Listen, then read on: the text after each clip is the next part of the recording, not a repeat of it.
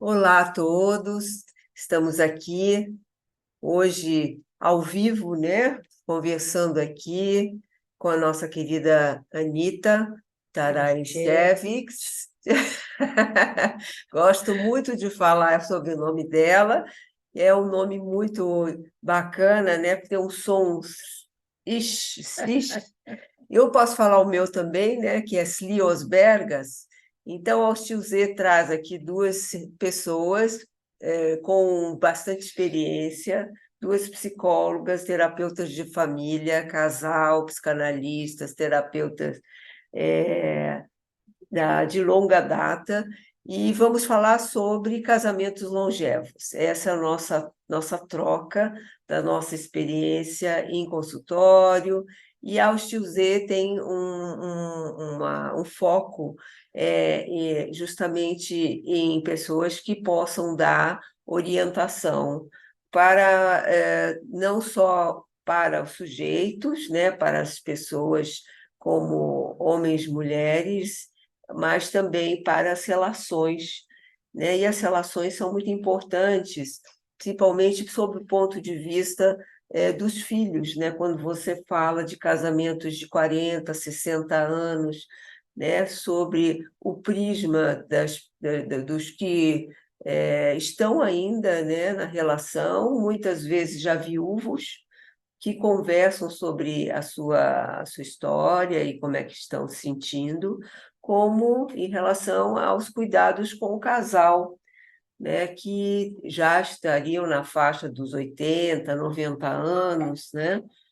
E então, seria então o nosso olhar reflexivo, como é que nós podemos trazer uma contribuição nessa área e começamos a conversar, né, Anita, sobre quais são as características dessas relações de longa data, como é que elas vão sendo, vamos dizer assim, vivenciadas, experimentadas, e aí tem percursos, né, dos mais diversos, classes sociais que também podem estar, né, interferindo nessas decisões, nessas acomodações, culturas, principalmente, né, religiões. Então, são muitos aspectos que vão dando encaminhamento para essas relações mais longevas. E eu queria que você trouxesse, então, algumas ideias que nós né, fomos mais ou menos elaborando. Como é que você gostaria de iniciar isso? Bom, e eu pensei em falar primeiro, da minha vivência de consultório versus minha vivência como pessoa física, amiga de um monte Muito de bom. gente, que Uhum. alguns dos meus amigos têm sim casamentos muito longevos. E eu tenho alguns amigos que têm casamentos longevos muito bons, o que para mim é motivo de imensa alegria. Uhum. Tenho uma super amiga, minha parceira de consultório, tem um casamento de 42 anos com o mesmo marido e é um casamento muito funcional, Muito bom. muito gostoso de olhar. Uhum. Tem carinho, tem respeito, tem cuidado, tem parceria, é muito legal de ver. Tenho outro casal de amigos que estão juntos há 50 anos, que também tem cuidado, respeito, afeto, parceria, um olhar para a vida muito parecido, que provavelmente isso os faz permanecerem juntos tantos anos. Muito bom. É óbvio que nos nossos consultórios, tanto o meu como o seu, quando o casal vem, é porque as coisas já não estão tão boas assim. Com certeza. Ninguém vai buscar uma terapia de casal ou de família se tiver tudo tip-top, maravilhoso, 100% cor-de-rosa. Não, Sim. ninguém busca ajuda. Então, essas pessoas que nos procuram no consultório, que o casamento desandou por alguma razão, Sim, ainda querem consertar. sim. Ou, muito eventualmente, querem saber como se separar sem uma guerra atômica. Uhum, certo. Hoje já vem acontecendo isso, já me aconteceu, poucas vezes, mas já aconteceu no meu consultório das pessoas me procurarem. Olha, a gente não vai mais ficar junto, mas a gente quer saber como fazer essa separação de uma maneira respeitosa, civilizada, porque nós temos filhos e netos e queremos manter o respeito dentro da família. Como Sim, fazer isso? sim, isso é um Eu foco não importante. quero mais ela, ela também não me quer mais, nós não vamos mais viver juntos, Sim, mas queremos uma maneira pacífica ou o mais pacífica possível de resolver as nossas pendências para que permaneça esse respeito. É sim, muito difícil, é sim. muito difícil. Quem está junto muitos anos tem muitos ressentimentos. Muitos, sem dúvida. E passar por cima dos ressentimentos para separar civilizadamente não é uma tarefa para os fracos, né? Não é Na, para amadores. não, inclusive que cria assim um ambiente de muita, vamos dizer assim, efervescência, né? Uhum. Porque vai dando uma insegurança muito grande nesse passo que tira aquela base ruim, mas tem uma base.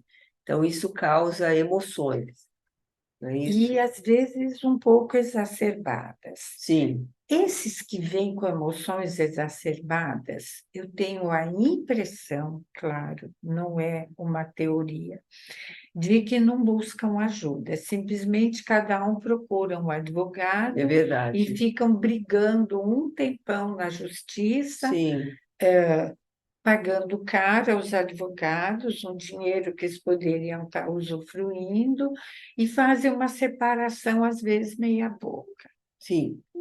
Nós estamos não pensando é? assim também, esse seria um encaminhamento para alguma, vamos dizer assim, um percentual da população. Eu fiquei pensando aqui uma grande parte da população que não faria uma busca para uma ajuda, nem dentro da ciência social, nem dentro da terapia, dos terapeutas, né, dentro dessa área da psicologia, e também não faria uma busca de uma ajuda jurídica. Então, essas Uhum. pessoas vão ter que resolver isso de alguma maneira, sem ser com essas alternativas que a sociedade promove, né?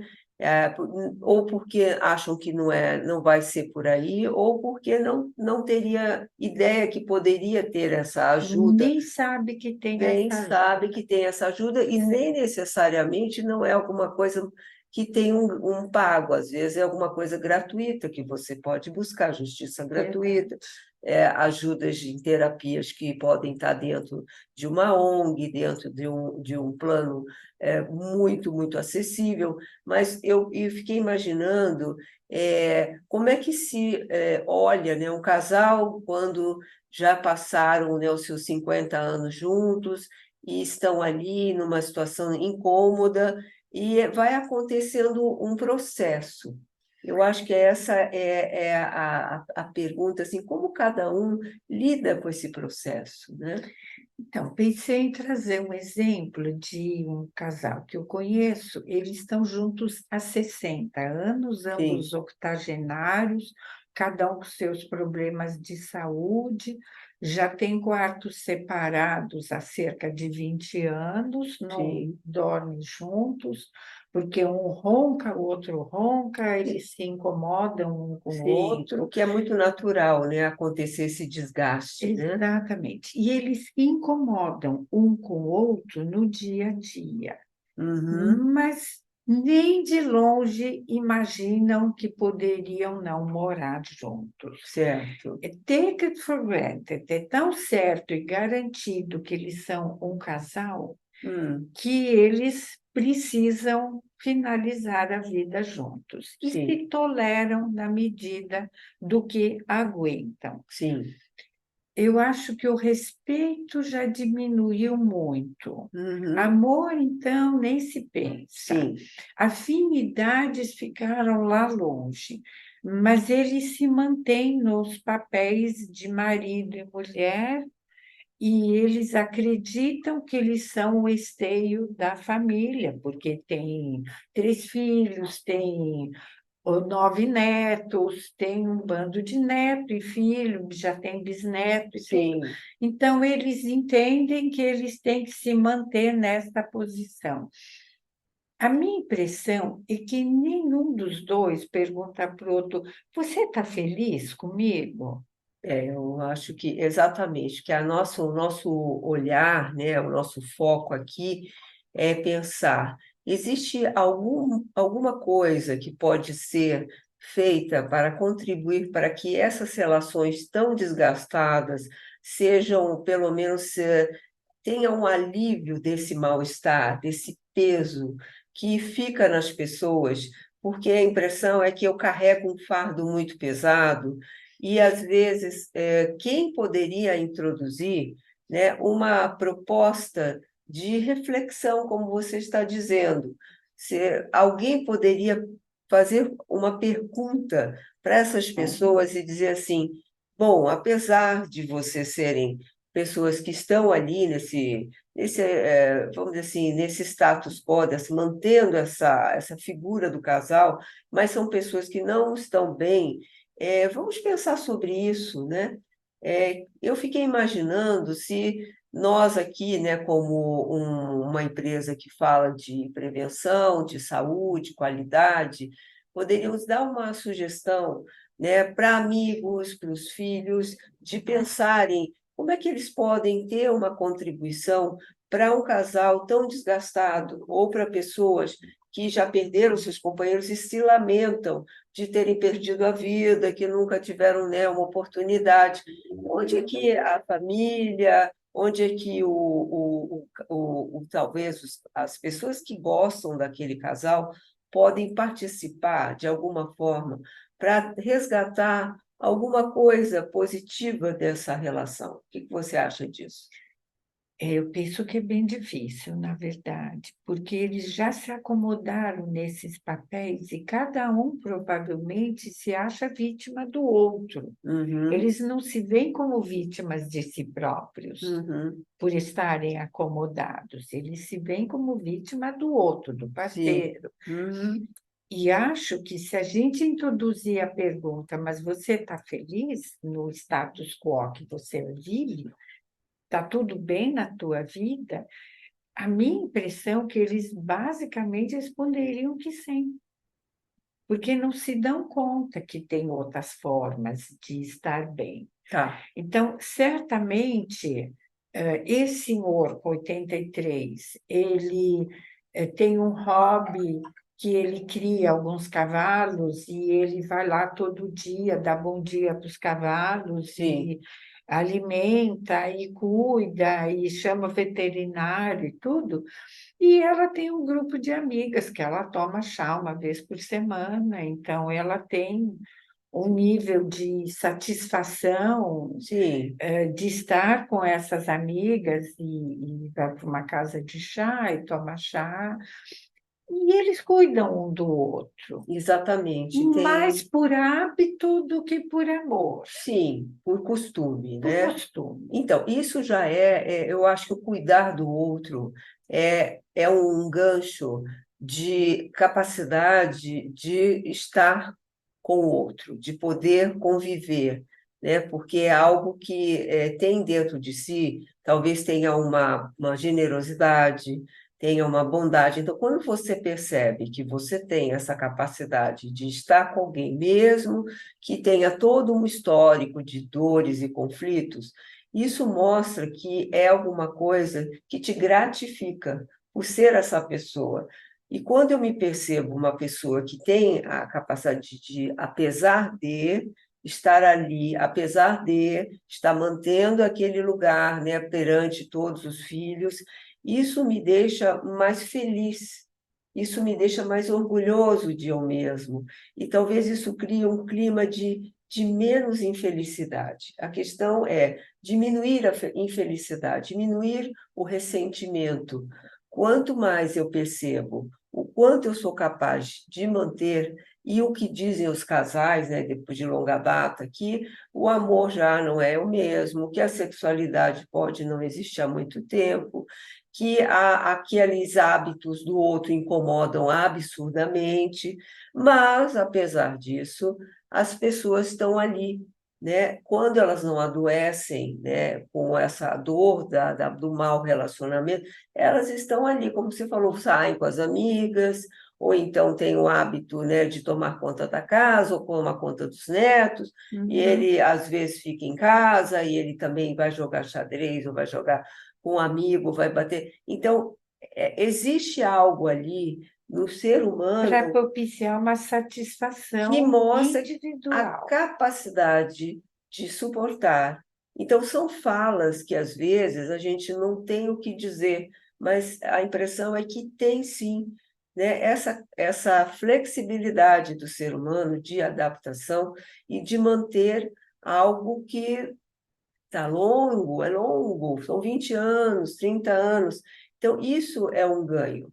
Apesar da dor, da dificuldade, existe algo que faz com que essas Sim, pessoas possam ficar mais felizes consigo mesmas e não se lamentar o tempo todo porque eu não perdi, porque eu não sou, porque não deu certo. Eu não sei, eu estou aqui pensando porque é uma incógnita, né? Porque uma estatística que eu estava lendo no trabalho de 2020 que aumentaram 134% o número de divórcios de pessoas acima dos 60 anos. Então, as pessoas começaram a se sentir mais à vontade para buscar essa resolução. Então, tá, então eu vou me separar. E separar talvez não seja ter que ficar um de cada lado, às vezes é uma separação que vai se adaptando, como é que vai ser, quem vai ficar, onde vai ficar. Não é uma coisa radical, é uma coisa que vai ser acomodada para pessoas que já estão na faixa dos 70, dos 80, principalmente se tiverem filhos ao redor dessas pessoas. Mas, de alguma maneira, o divórcio na época não era uma probabilidade. Então, ficar junto, e eu acho que essa resiliência do ficar junto tantos anos é vou dizer, uma coisa positiva. Parece incrível, né? Mas é uma coisa interessante. Você não acha? sim, sem dúvida.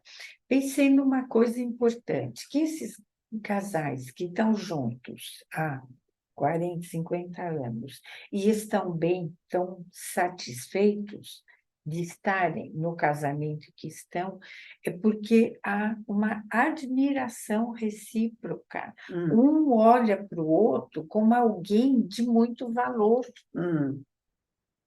Ou não não, é? né? Ou não. Não, mas eu penso nesses Nesses, muito nesses longevos que bacana. estão bem, Ah, é porque eles se veem com muito bons olhos um ao outro. hum, Não tem esse ranço do casamento muito longo, onde o respeito se perdeu e a admiração foi embora faz tempo. uhum, Então, acho que um admirar o outro, ver com valor agregado, puxa, que legal!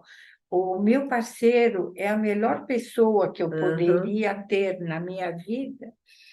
Eu penso que isso faz o casamento ser longevo bom, é verdade. mas a gente precisa falar um pouco das pessoas que tiveram longos casamentos e se separaram, ou que enviuvaram e estão sozinhos. Sim, também tem esse aspecto. Ah, E aí tem os que separam ou enviuvam depois dos 60, mas buscam uma nova parceria de vida. sim. E tem aqueles que fecham o livro e dizem: Nossa, já deu para mim. Uhum, Já foi tão ruim a minha experiência nesse casamento que eu tive, que, uhum, olha, realmente estou satisfeita ou satisfeito, não quero. Quero sair com amigos, com amigas, quero viajar, sim, quero passear, quero curtir os netos, não quero saber de novas parcerias. Então, sim.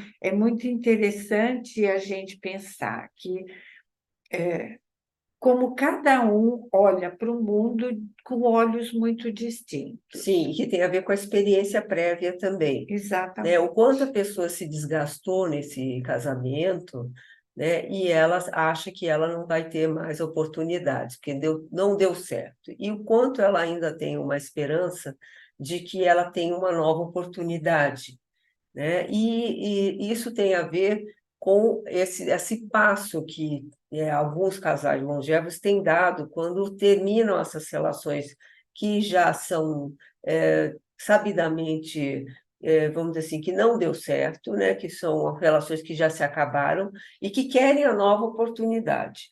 Então, eles acham que acabando, eles vão ter uma vida diferente. Mas o que a gente pode trabalhar, talvez falar mais, é se o que é possível quando você se resgata na relação, apesar de ser tão ruim a relação e você se percebe uma pessoa que você tem um gosto de ser, você acha que você tem boas qualidades, que você fez boas coisas, isso te encaminha para essas duas coisas. Ou você mantém um casamento no nível de maior respeito e resgatando a parte positiva e descobrindo a sua capacidade de suportar e de transformar, ou você procura uma nova relação, você termina aquela e vai em busca do outro. O que a gente talvez se preocupe é que há um embotamento das pessoas, no sentido que elas se sentem tão mal e tão fracassadas, que não deu certo, que aí elas não fazem mais nada, elas nem trabalham em prol do seu casamento e nem da sua família e nem vão buscar alternativas. Eu acho que esse é o ponto que a gente gostaria de tocar, como poder tentar mostrar, né, que é possível rever tudo isso, é possível você se retomar como pessoa e é possível você talvez tentar ou alguma coisa ali naquela relação, que eu acho muito difícil, depois de tantos anos, ou então você ter um desejo de tentar alguma coisa nova, que também não é uma coisa fácil nesse mundo que nós vivemos. Mas a gente quer deixar essa reflexão para o nosso público, para que eles se foram, vamos dizer, instigados, né, a pensar em tudo isso.